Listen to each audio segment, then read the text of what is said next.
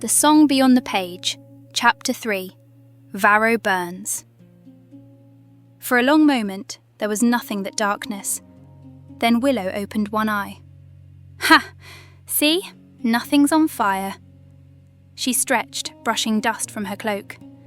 Told you the narrator was just being dramatic. Everything's fine. Totally fine. A heavy hand settled on her shoulder. Oh no, she muttered. Lunk gently turned her around. Her stomach dropped. Below them, the valley glowed a molten orange. Flames licked at rooftops, twisting through the narrow streets of Varrow like hungry serpents. Smoke rolled upward in slow, suffocating spirals, blotting out the stars. Even from the hilltop, the distant cries carried on the wind, the sound of chaos and ruin. The sword at her side began to hum, low at first, then rising, a vibration of pure, eager malice. Yes, yes, I smell blood. The song of death calls us, wielder. Answer it. Willow didn't answer. She couldn't tear her eyes away from the city below. Her throat tightened. You've got to be kidding me, she whispered. He actually did it. He really burned it. Lunk stood beside her, silent and unmoving, his expression grim beneath the flickering light. From their vantage point, a trail of torches wound away from the city, a raiding party marching north. Even at a distance, the figures were unmistakable. Orcs, dozens of them, maybe more. Their guttural laughter carried faintly through the smoke. Glorious, hissed the sword. Foes worthy of slaughter. We should follow. Let me drink their screams. Willow's jaw tightened. You need therapy. The sword's hum faltered. What? Never mind. She took a slow breath, squaring her shoulders. The flames reflected in her eyes, sharp and gold. We can't fight a whole war band, she said quietly, but we can make sure someone in that city survives it. Lunk gave a single solemn nod. Willow sighed, glancing skyward. See? This is exactly what I was talking about. One chapter of peace and boom, instant tragedy. You really need better pacing. She tugged her cloak tighter, the firelight flickering across her face. Fine. Let's go play heroes. The sword purred. At last. Not for you, she muttered, and started down the hill. The streets of Varrow were chaos and cinders. Smoke crawled through the air, thick and oily, clinging to the skin. The smell of ash, blood and burning wood tangled together until it was hard to tell one from the other. Sparks drifted like dying fireflies, catching on rooftops and broken banners that once bore the city's crest. Willow and Lunk moved through the wreckage, shadows cutting against the glow. Every crack of timber made her flinch. Every scream twisted in her chest. Lovely, she muttered, covering her mouth with her sleeve. Charred corpses, collapsing roofs, existential dread. It's like a holiday postcard. Lunk didn't respond. He simply scanned the street with that steady soldier's gaze. When a sound caught his ear, a high, panicked cry, he turned sharply toward a burning house. Flames clawed at its upper floor, and silhouettes moved frantically behind the windows. Lunk grunted once and charged toward it, already unfastening a strap from his armour. Of course, Willow sighed. Runs into fire, why not? Big man loves symbolism. Then she heard another sound, a whimper, faint and trembling, down a narrow alley. She turned and saw a small figure curled against the wall. A little girl no older than 7, eyes wide and wet with soot. Oh, sweetheart, Willow breathed, hurrying to her. She crouched low, softening her voice. Hey there, it's all right. You're safe now. We're going to get you out, okay? The girl sniffed, nodding weakly. Good. Come on, stay close to me. Willow held out her hand, and the girl slipped hers into it. They stepped cautiously toward the street, the firelight painting them in gold and red. And as the bard led the child from the alley, fate moved to claim its due. For from the shadows emerged a straggler orc, axe raised high. His roar split the night as he swung, and thus ended the tale of, "Nope!" Willow shouted. "Not today!" She ducked, dragging the girl down with her as the axe carved through the air above, biting into the stone wall with a shower of sparks. "See?" she gritted out, rolling to her feet. "That's where good reflexes and a healthy disrespect for destiny come in handy." The orc snarled, yanking his weapon free. Willow grimaced, adjusting her grip on the rapier. "All right, Shrek's meaner cousin. Let's dance." The sword purred in her mind. At last. "Stay behind me," Willow said, stepping in front of the girl. Her voice was steady, but her heart was doing cartwheels in her chest. The orc was massive, easily twice her height, his tusks gleaming in the firelight, eyes like burning coals beneath a heavy brow. He roared and swung again. The air hissed as the axe tore past her ear. "Okay," Willow muttered, sidestepping. Note to self, sarcasm does not improve dodging ability. She jabbed forward, the rapier's point glancing off his armour with a ringing clang. Perfect. Why not wear a frying pan while you're at it? The orc answered with another wide swing. She ducked, mostly. The blade caught her shoulder, ripping cloth and skin. Pain flared white and hot. "Ah, fantastic," she hissed, stumbling back. "Bleeding in the first act. Very professional, Willow." The sword in her hand shivered with excitement.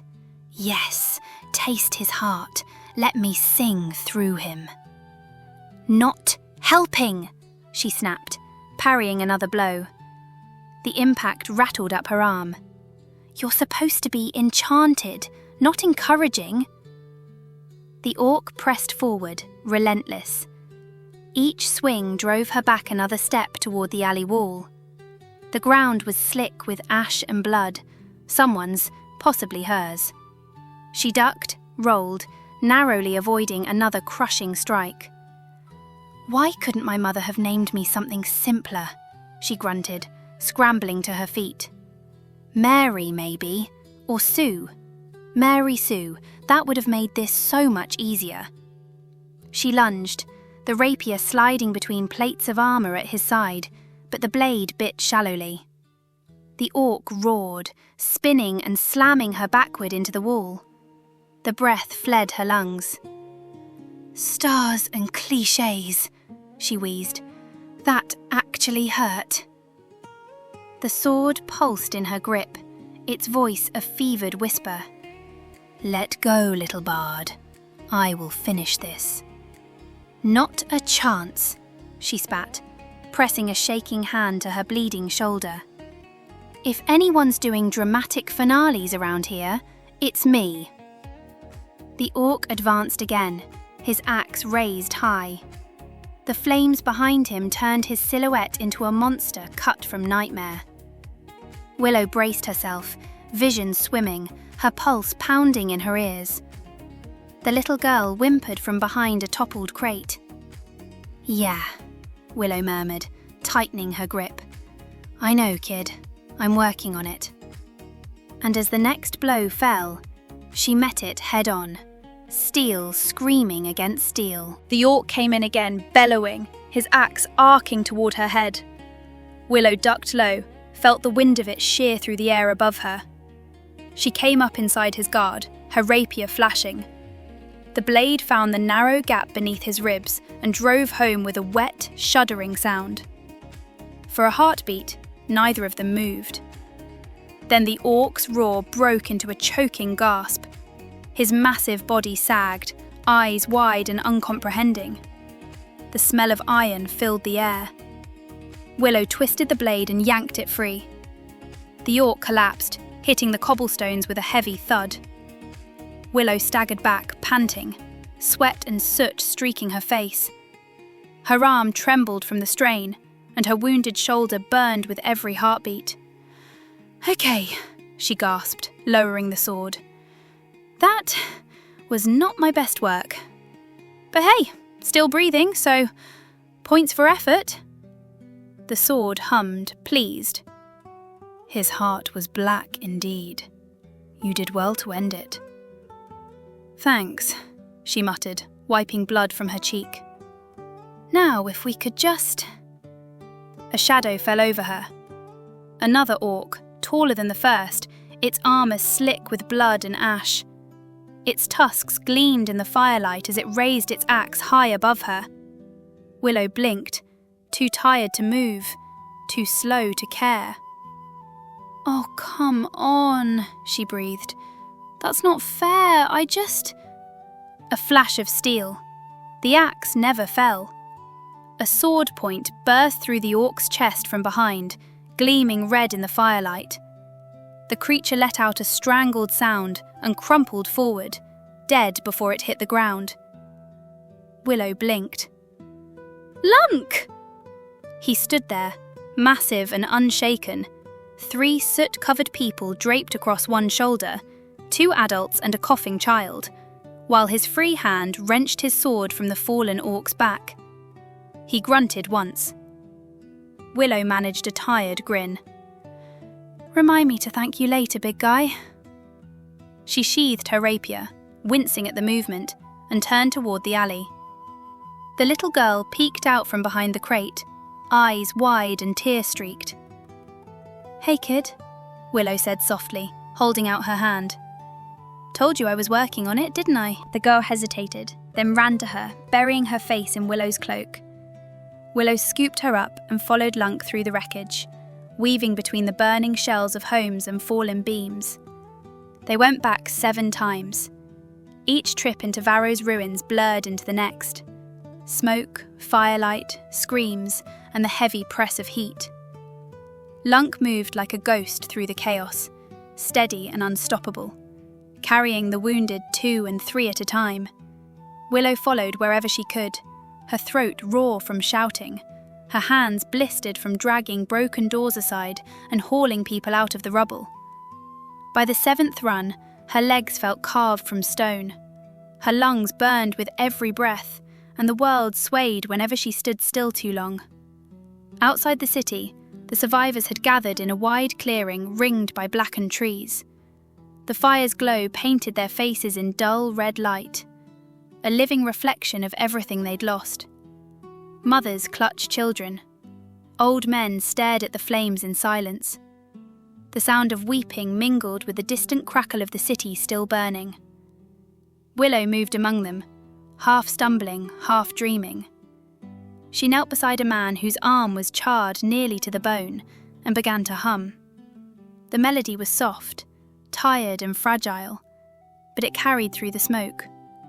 Her voice trembled, and the air shimmered faintly around her as the magic took hold.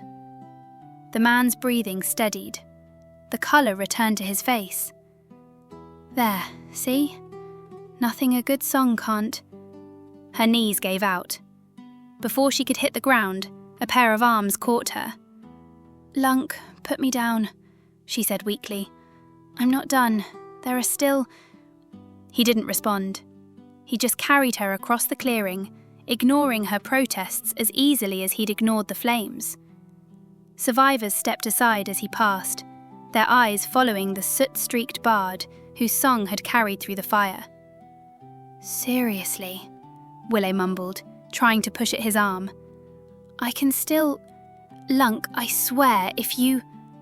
He lowered her onto a makeshift cot of cloaks and blankets and crossed his arms, unmoving. "Stubborn tin can," she muttered. "You can't just..." But the words dissolved into a long exhale. The moment her head touched the cloth, the fight went out of her. Her eyes fluttered shut, soot clinging to her lashes. Lunk stayed beside her for a while, silent and still. the firelight flickering across his armour like the last heartbeat of a dying sun. The afternoon light slipped through the broken shutters like melted gold, spilling across the room in soft, uneven stripes. Dust drifted through the beams of sunlight, each mote turning slow circles in the warmth. Outside, the world was hushed. The chaos of the night before reduced to distant murmurs, the faint crackle of dying embers, the sigh of wind through half-burned timbers. It was the kind of light poets wrote about, the light that falls after ruin, when the world holds its breath between what was and what's left. Willow squinted at it and groaned. Ugh, you'd think I woke up in a C.S. Lewis chapter. She threw an arm over her face. Can't I have one gritty, low-lit recovery scene without someone waxing poetic about the dawn of new beginnings? A soft voice chuckled beside her. Who's C.S. Lewis, dear? Willow blinked and turned her head. An older woman sat at her side, wringing out a damp cloth. Her face was lined but kind, her clothes soot-stained, and her hands worked with the practiced gentleness of someone who'd mended too many wounds. You were muttering in your sleep, the woman said, dabbing at the cut on Willow's shoulder. And now you're talking nonsense. You must have hit your head. I mean, yes, Willow said, wincing as the cloth pressed against her wound. But that's not why I'm talking nonsense. Of course it isn't, dear. The woman gave her a patient smile, the kind reserved for the delirious and the very young. Willow sighed. Never mind. She glanced around, the haze of exhaustion lifting just enough for her to take in her surroundings. The walls were scorched but standing, the roof half collapsed on one side.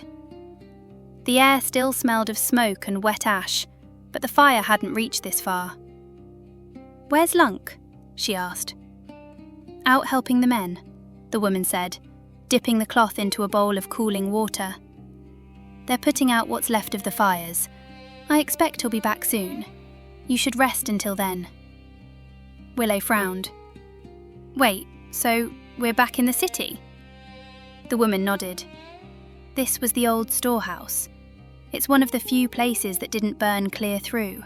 Of course it is, Willow muttered, because nothing says trauma recovery like taking a nap in the ashes. She started to sit up, but the woman's hand pressed firmly against her good shoulder. Stay down, girl. You're half bled out and lucky to be breathing. Willow grimaced but sank back onto the cot. Fine, but only because my skull feels like it's hosting a drum circle. The woman clucked her tongue, laying another cool cloth across Willow's forehead. You're a strange one, aren't you? Willow smirked weakly. You have no idea. The sun had dipped lower, its light filtering through the ruined rafters in long amber streaks. Willow swung her legs off the cot and immediately regretted it. The floor tilted, her head throbbed, and the room briefly spun like a tavern after too much ale. Perfect. Just the heroic image I was going for. Lunk appeared in the doorway, covered in soot from head to toe. He looked even larger in the dim light, like someone had carved a statue of a mountain and told it to frown. When he saw her upright, he grunted in disapproval. Willow shot him a look. Don't start. If I lie down any longer, I'll start sprouting roots. Another grunt. Something between concern and reluctant acceptance. He offered his arm, and she leaned against it as they stepped out into the hazy remains of the street. The world outside was quieter now. The fires had burned down to smouldering heaps, leaving only smoke and silence. People moved through the wreckage like ghosts, salvaging what they could. A few carried buckets of water, others blankets or makeshift stretchers. Lunk led her toward a small cluster of people gathered near the old well. The elders, or what was left of them. 3 men and 2 women, faces etched deep with exhaustion and ash. They spoke in low, tense voices, words sharp and heavy with grief. One of the men slammed a fist softly into his palm. "We can't just sit here. They took people. We have to go after them before it's too late." Another snapped back immediately. "Go after them with what? Half our men are dead or missing, the guardhouse is gone, and every sword we had is buried in ash. We're farmers, not soldiers." A trembling woman wrung her hands. "We can send word to the king. He'll send help." "Eventually," muttered the oldest of them, his eyes on the smoke curling from the city's edge. "By the time soldiers march from the capital, the orcs will be halfway to the mountains. Those taken will be gone." A silence fell, heavy, suffocating, filled with the weight of helplessness. Then someone noticed them. "Lunk," one of the elders said, nodding toward him. "And the bard." Every head turned. Willow blinked, caught mid-stumble. "Oh, good. Love being the centre of attention when I can barely stand upright." She straightened, brushing soot from her sleeve. "Hi. Don't mind me. Just the walking concussion." No one laughed. The oldest man stepped forward. "You fought, didn't you? Helped pull people from the fire?" Willow hesitated, then nodded faintly. "We did what we could."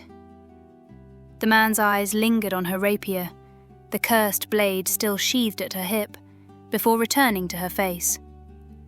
"Then maybe you'll do more." "Whoa, whoa, whoa," Willow said, holding up both hands. "Let's punt the brakes on the noble speeches. We're no heroes." Lunk grunted beside her. Willow shot him a look. "Oh, don't you start. Fine. Maybe we're heroes. But that's not really the right word, is it?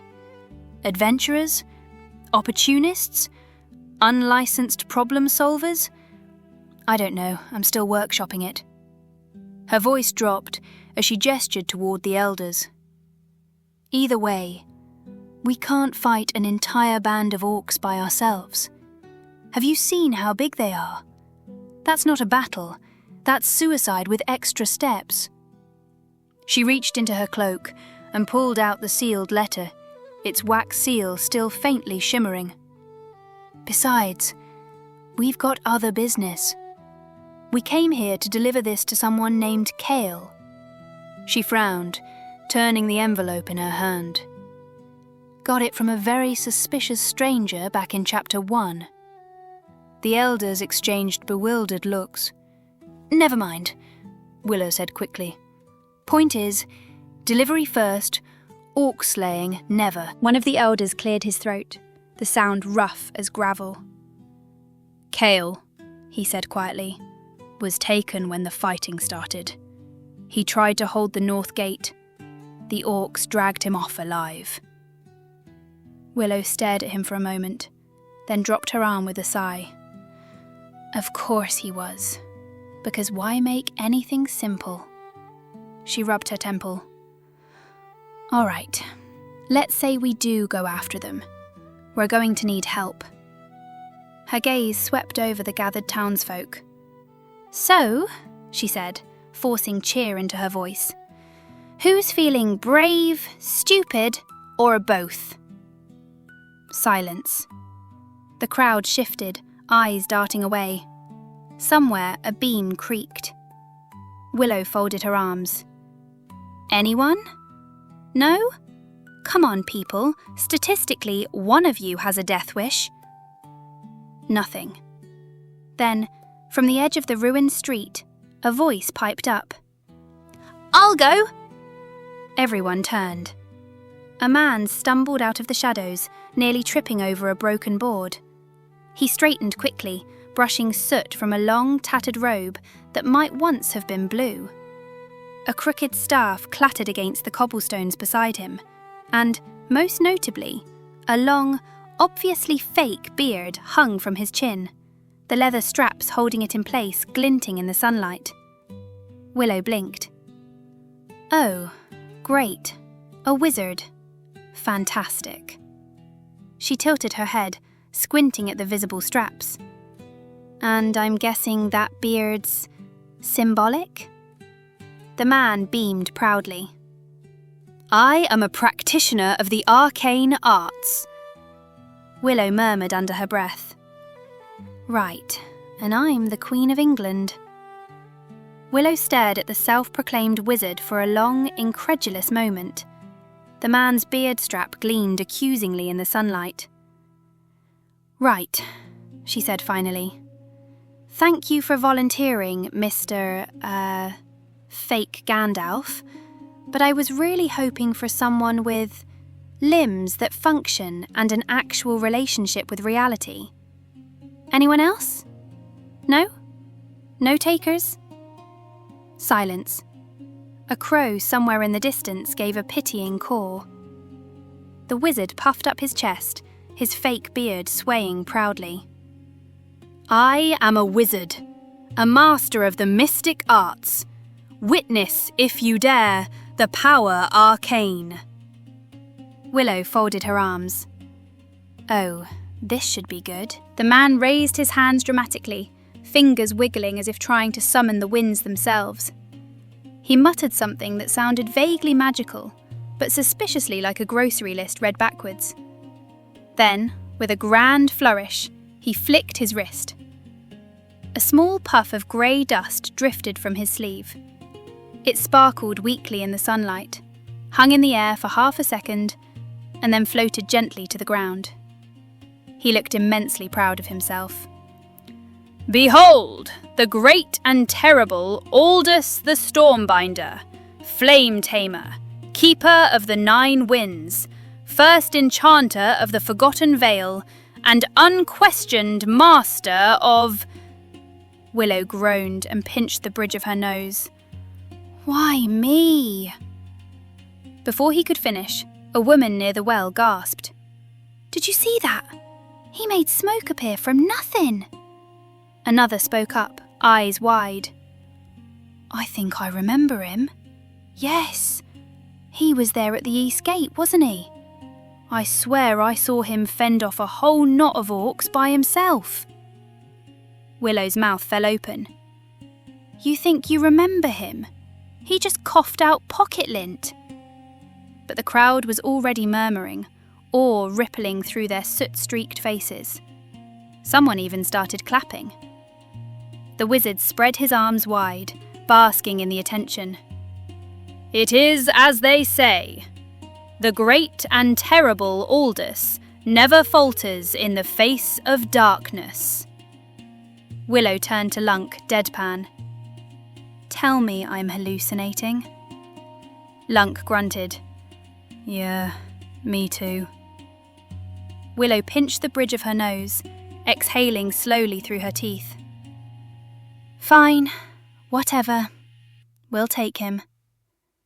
The crowd murmured with approval, and Aldous straightened, basking in his newfound fame. At least we'll have a meat shield if things go wrong. Doesn't look like he could run very fast in those shoddy robes anyway. Lunk grunted, a low sound that might have been agreement. Willow waved a hand. Come on then. What did you say your name was again? Aldous struck a pose, nearly tripping on his own staff. I am Aldous the Stormbinder, Flame Tamer, Keeper of the Nine Winds, First Enchanter of the Forgotten Vale, and... Yeah, Willow cut in. That's great, Carl. Aldous blinked. Carl? Willow repeated firmly, already turning away. Carl, easier to remember. Come on, Carl, we've got some orcs to track before Destiny gets bored and throws something worse at us. Lunk sighed through his nose and followed. Carl scurried after them, beard flapping in the wind, robes catching on every stray board and bit of rubble as they disappeared down the smoke-streaked road. Behind them, the battered townsfolk watched their unlikely heroes go. A walking mountain, a weary bard, and a self-declared wizard who smelled faintly of burnt wool. You sit above the ceiling with your cheap blue pen, and I hear the the scratch, scratch every time I try to breathe. Whole town folded in your notebook like a dead mom. So you tilt my chin toward another quiet train wreck night, and right that I shrug and accept it, but I do not accept it.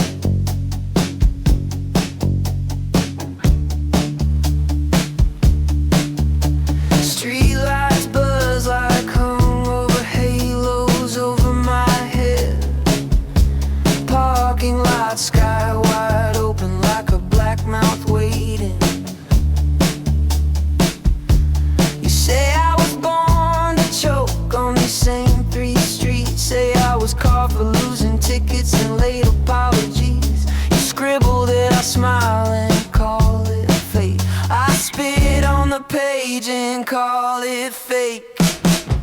Stop writing my life. Stop writing my life. You got my hands on your keys, but my blood on this knife. Stop writing my life. Stop writing my life.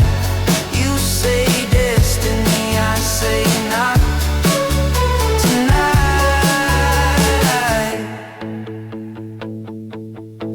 You drag my past across the page in thick black lines. Old lovers thin as pencil ghosts at the paper edge. You make my failures rhyme so nice they almost shine. Wrap my throat in quotation marks like that makes it fine. You underline doomed in every second sentence. I cross it out shaking like a small loud riot.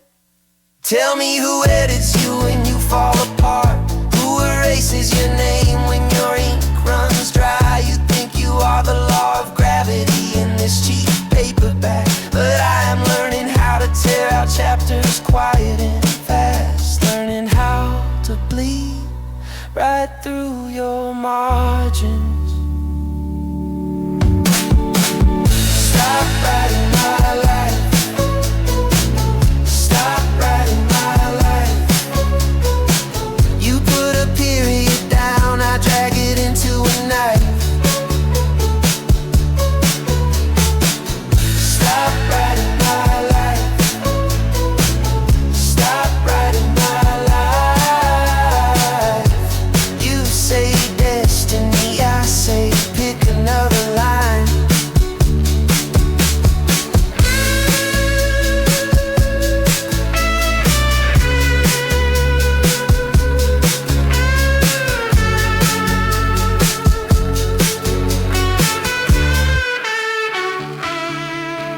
You mark my worth in margins with your brittle ink. Try to staple shut the chapters where I crawl back screaming. But I've learned the trick of stealing all your paper skin, setting fire to your plot lines till the ash starts meaning.